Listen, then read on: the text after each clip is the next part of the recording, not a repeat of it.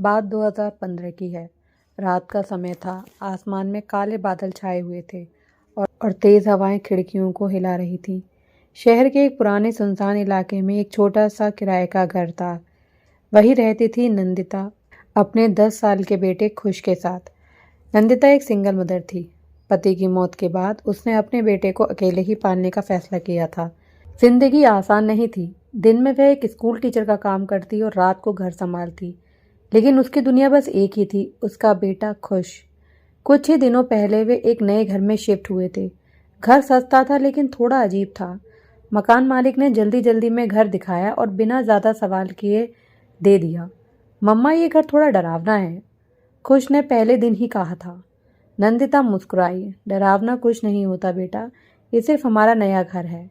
लेकिन वह खुद भी अंदर से थोड़ा असहज थी। पहली रात सब ठीक रहा, लेकिन दूसरी रात से अजीब घटनाएं शुरू हो गई। रात के करीब 2 बजे नंदिता की नींद अचानक खुल गई। उसे ऐसा लगा जैसे कोई धीरे धीरे फर्श पर चल रहा हो। वह उठकर बैठ गई। दिल जोर जोर से धड़क रहा था। शायद हवा की आवाज़ होगी, उसने खुद को समझाया। लेकिन तभी दरवाजे बाहर से एक हल्की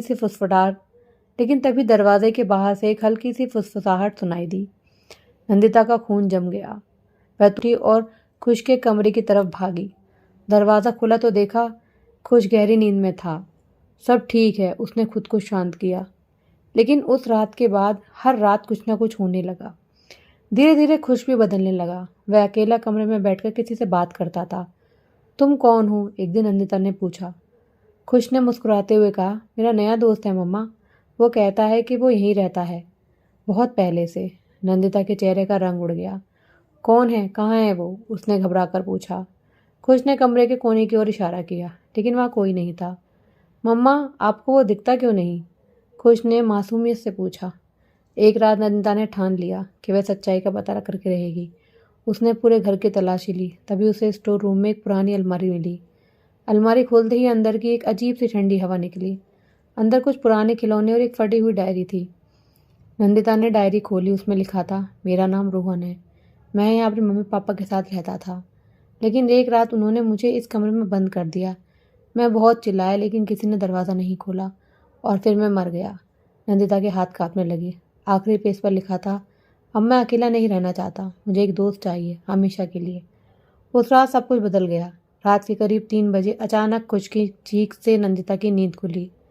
मम्मा बचाओ! वह दौड़कर कमरे में पहुंची और जो उसने देखा उससे उसकी चीख निकल गई। खुश हवा में उठा हुआ था, जैसे कोई उसे पकड़कर खींच रहा हो। उसके सामने एक काला साया था, आंखें लाल, चेहरा डरावना। वो मेरा दोस्त है, साया बोला। अब ये हमेशा मेरे साथ रहेगा। नंदिता चिल्लाई कि नहीं, वो मेरा बेटा है, उसे छोड़ दो। वह दौड़कर खुश को पकड़ने की कोशिश करने लगी, लेकिन एक अदृश्य ताकत उसे पीछे धकेल रही थी।